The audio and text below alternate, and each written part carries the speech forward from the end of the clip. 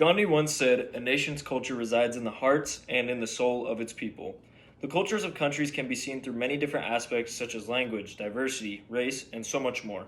Yet, how are they separated and broken apart in the aspect of our topic, communication?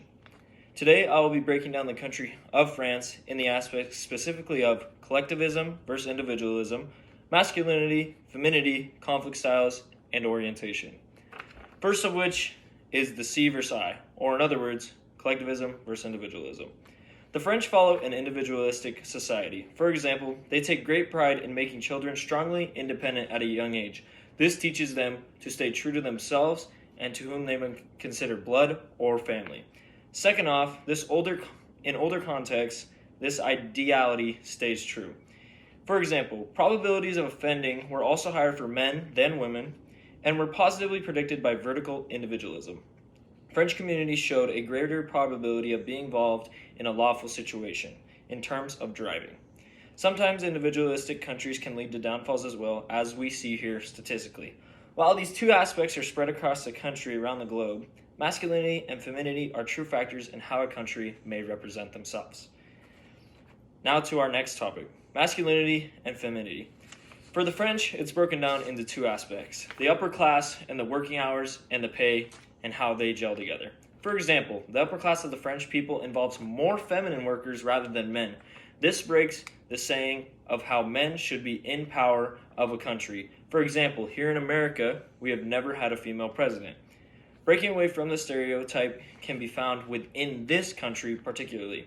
Yet, how do working hours and pay evolve into this upper class and working lifestyle?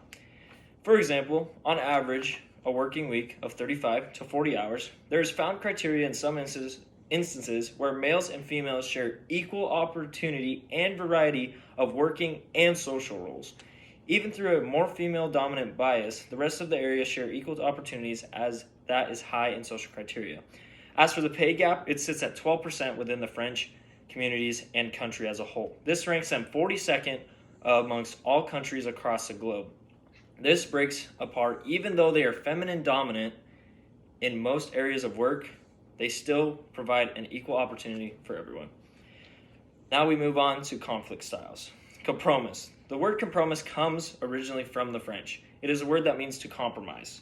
Even through language, there is great pride taken in using proper ways to handle verdicts and disagreements. With this comes vulnerability. Vulnerability comes with the reduction of conflict at times. For example, 20% of the world's population lives in vulnerability, or in other terms, fragility. Of this percent, most of which is the French people. Arguments leading to violent conflict are prevented as they live by this saying: winning the war is one thing, avoiding one is another. In other words, or better expression, fighting is not always the answer.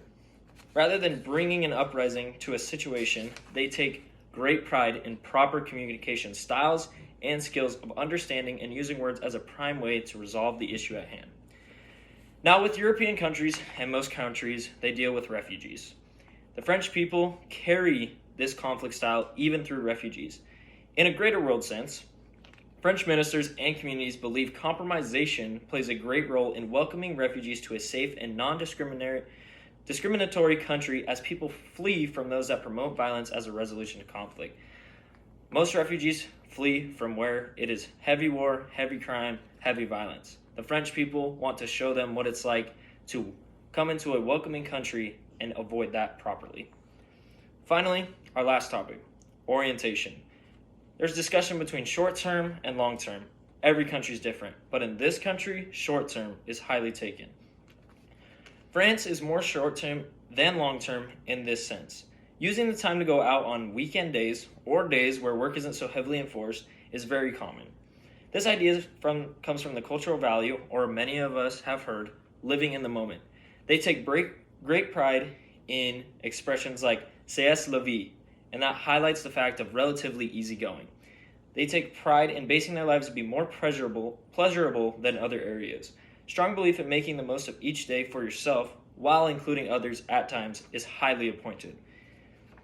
Lastly, on the short-term orientation, a big part of the culture is holding on to lunches and small chats within breaks at work. Even in heavy work styles, they take pride in the small moments to where they get to talk to their colleagues, go out for lunch, or whatever it may be. Even though we've discussed all of our topics here today, I leave you with the French people always being known as nice and the loving country, as many have heard. A common place to get married is the Eiffel Tower. The French people are here to show you and welcome you that communication is taken in a more positive sense and that equality stays true. Thank you.